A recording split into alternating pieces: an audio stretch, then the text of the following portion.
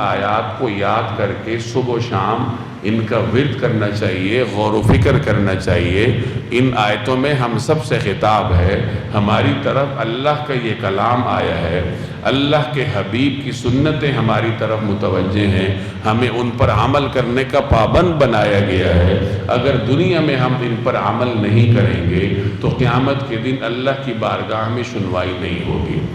ایک اس آیت کو سامنے رکھے اور ایک 19ویں پارے میں فرمایا گیا وَقَالَ الرَّسُولُ يَا رَبْ، کہ رسول فرمائیں گے اے رب ان قومی، میری اس قوم نے اتخذوا هذا القرآن مہجورا، انہوں نے اس قرآن کو چھوڑ دیا تھا۔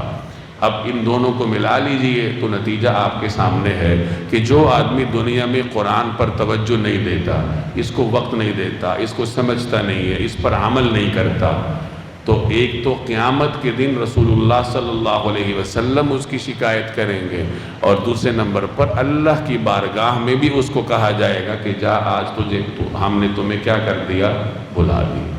جب اللہ کے ہاں بھی سنوائی نہ ہو، اللہ کا حبیب بھی اس کے اوپر غضبناک ہو، تو پھر وہ انسان کہاں جائے گا؟ تو اس ذلت سے، اس تنگی سے، اس ہمیشہ کی رسوائی سے بچنے کا ایک ہی طریقہ ہے کہ دنیا میں اس کلام کو وقت دیا جائے۔